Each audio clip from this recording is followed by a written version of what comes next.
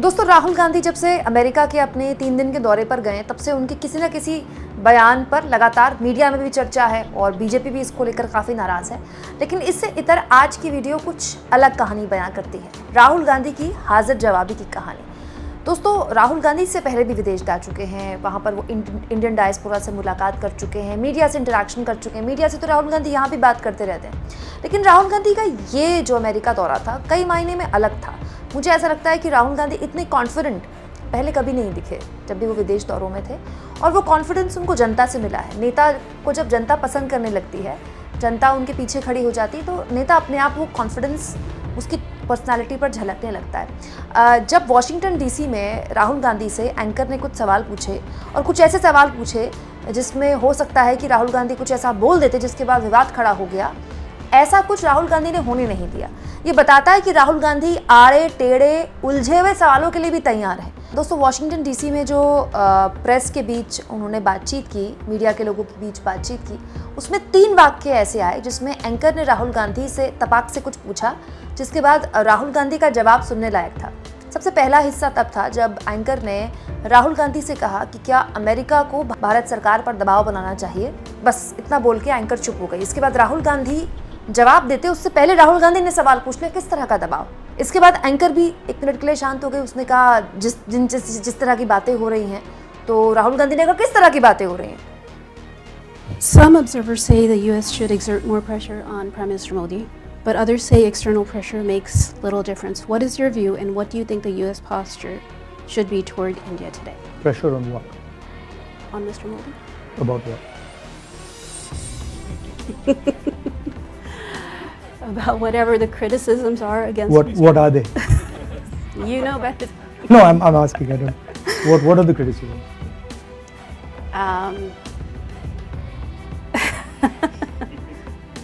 It's interesting you can't say it.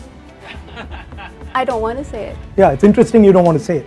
Democratic. I mean, we're supposed to have a freewheeling, free press conversation, but you don't want to say it.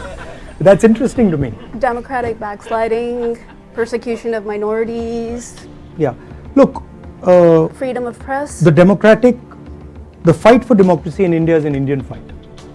It's, with all due respect, it's nothing to do with anybody else. It's our problem, and we'll take care of it. We'll fight, and we will make sure that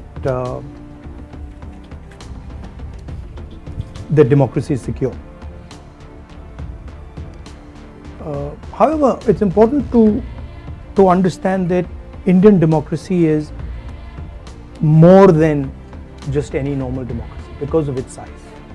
And if you're talking about a democratic vision of the world, then Indian democracy has a large space in that vision. So I think it's important that the world sees Indian democracy as an asset, not just for India but for the rest of the world. Advising the United States on how they should deal with Mr. Modi is not my preserve. It's not my space. दोस्तों, राहुल गांधी कोई anonymous सा जवाब भी दे सकते थे, जो कि उन्होंने नहीं दिया। ये बताता है कि राहुल गांधी नेता के तौर पर कितने परिपक्व हैं, और जब वो विदेश में जाते हैं तो वो भारत में लोकसभा के नेता प्रतिपक्ष के तौर पर तो दिखते हैं, लेकिन भारत के दुश्मन के तौर पर नहीं दिखते हैं। और जब वो विदेश में जाते हैं तो भारत में लोकसभा के नेता प्रतिपक्ष के तौर पर ही दिखते हैं। भारत की आलोचना कहीं से भी ना करते हैं, और ना वो किसी की सुनते हैं इस मामले में। के बाद राहुल गांधी ने काफी जोर देकर एंकर से पूछा, आप पहले खुलकर बताइए आप किस तरह के मुद्दों पर दबाव डालने की बात कर रहे हैं। तो एंकर ने कहा कि जो डेमोक्रेटिक वैल्यूज़ हैं, या फिर माइनॉरिटीज़ पर जिस तरह से हमले हो रहे हैं, मीडिया पर जिस तरह से दबाव बनाया जा रहा है, तो राहुल गांधी ने बिल्कुल साफ शब्दों में कह दिया कि भारत का लोकतंत्र सक्षम है अपने मसले खुद हल करने के लिए। अमेरिका या किसी भी दूसरे देश के दबाव बनाने का कोई मतलब ही नहीं बनता।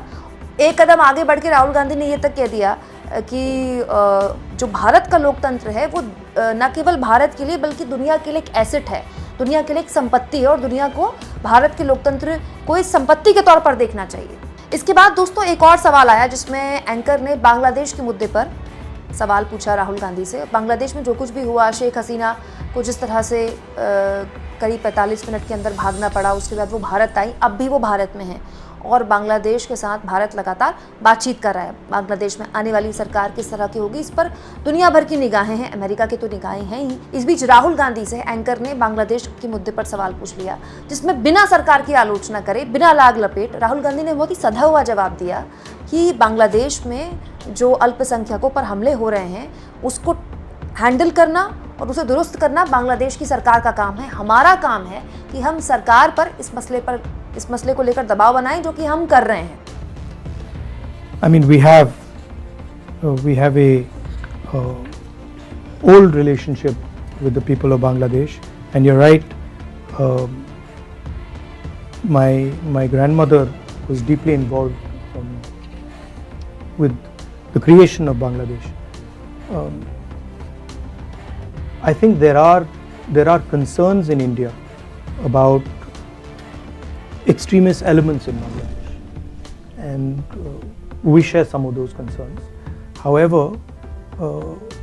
I'm confident that things will stabilize in Bangladesh and that we would be able to have a relationship with the current government or any other government after that.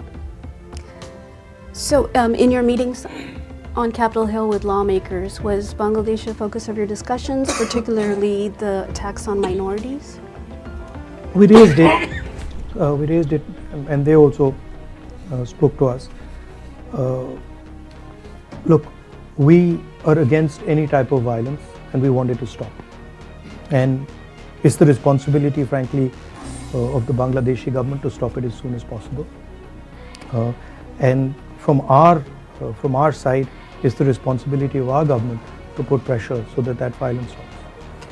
इसके बाद आया वो सवाल जो कि अमूमन चाहे विपक्ष के नेता हो या सत्ता पक्ष के नेता हो, जब भी अमेरिका जाते हैं उनसे पूछा जाता है, पाकिस्तान को लेकर राहुल गांधी का क्या टेक है। इस तरह की बातें उनसे कम ही सुनने को मिलती हैं, क्योंकि इस तरह के सवाल भी उनसे कोई करता नहीं है। घरेलू पॉलिटिक्स में तो उनसे कोई ऐसे सवाल करता ही नहीं है, लेकिन पाकिस्तान का सवाल उनसे पूछा गया तो साफ शब्दों में राहुल गांधी का एग्जैक्टली वही टेक था दोस्तों, जो टेक एक्चुअली में भारत सरकार का है, पूरे भारत का है, कि पाकिस्तान जब तक आतंकवाद पर लगाम नहीं लगाता तब तक पाकिस्तान से बातचीत नहीं की जा सकती।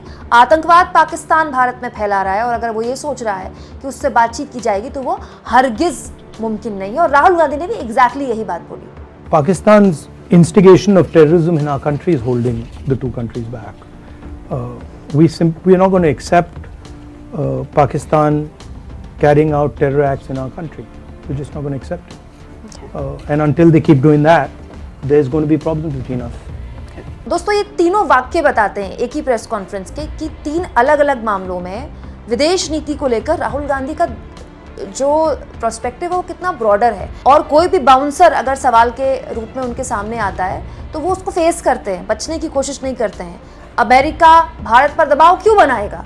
अमेरिका होता कौन है भारत पर दबाव बनाने का? यही बात राहुल गांधी ने बोली, लेकिन अपने अंदाज में बोली कि भारत सक्षम है अपनी समस्याओं को हल करने में। इसके अलावा राहुल गांधी ने बांग्लादेश को लेकर भी वही टेक बोला जो भारत सरकार का टेक है, जो पूरे भारत का टेक है, और पाकिस्तान को लेकर भी वही टेक लिया, वही बात बोली जो भारत सरकार का टेक है। दोस्तों, आपको राहुल गांधी के जवाब कितने सधे हुए लगे कमेंट बॉक्स में जरूर लिखें, और जितना हो सके चैनल को शेयर करें, सब्सक्राइब करें, और थैंक्स और ज्वाइन, ये दो ऑप्शन हैं जिसके जरिए आर्थिक तौर पर भी आप चैनल के हाथ मजबूत कर सकते हैं।